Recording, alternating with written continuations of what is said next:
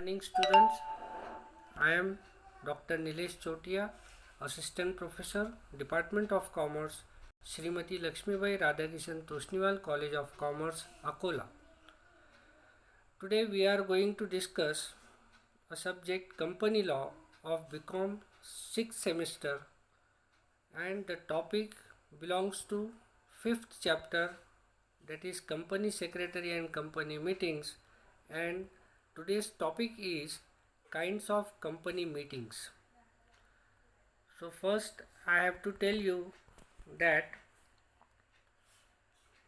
whatever we are going to discuss, all this matter I have constructed, it is in very brief, because we have to prepare a video of limited time. That's why the precise definition or precise meaning, or in short, I have discussed all this. I am trying to explain all these points in very simple terms. So first, what is the meaning of company? Company is an artificial person created by law. It means company is like a person, but it is created by law. In common parlance, company means an association of persons formed for some common object. Means the object of the group of person is same. The business of a company is administered and managed by the elected representatives called directors. Means all the stakeholders, means shareholders of a company, elect some representatives who will manage and direct the business of the company. Those persons are called as directors. And the most important fact about company is law creates it and law alone can dissolve it. It means if a company is not working properly, or there are some conditions in which they have to close or shut down, so by law only the company can be dissolved. Next, it is the chart of company meetings I have prepared personally. In our syllabus, the meeting of shareholders are highlighted. That's why the types, all the other types are discussed in very brief.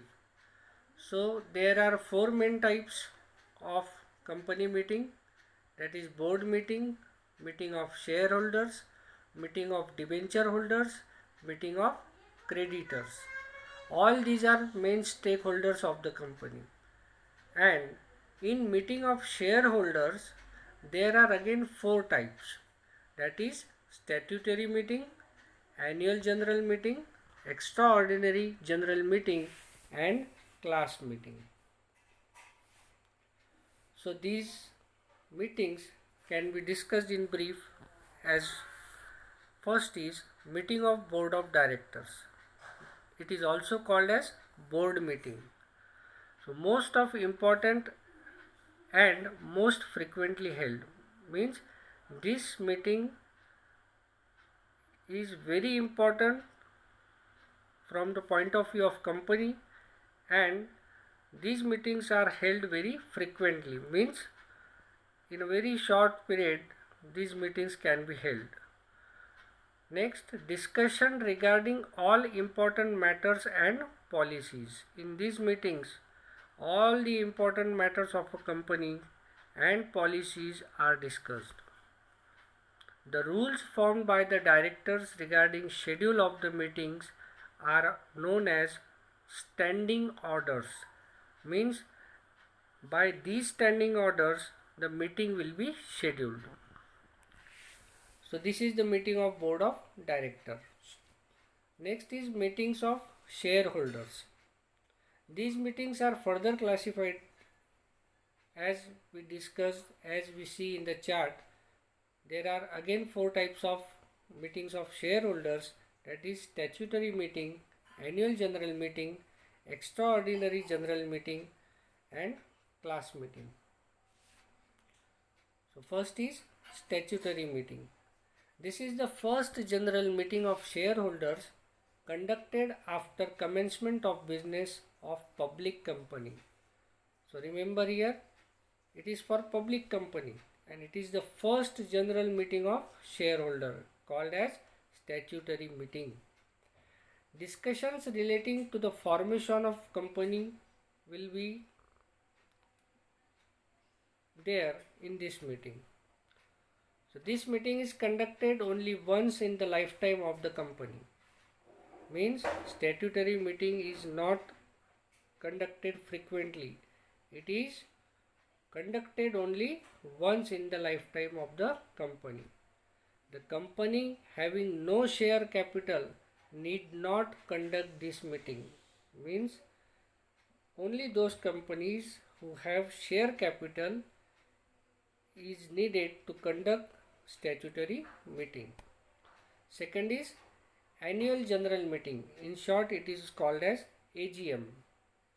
So this meeting is held annually to transact the ordinary business of the company. It should be conducted by both private and public limited companies. Means all the companies has to conduct annual general meeting. It gives opportunities to shareholders to review the working of the company.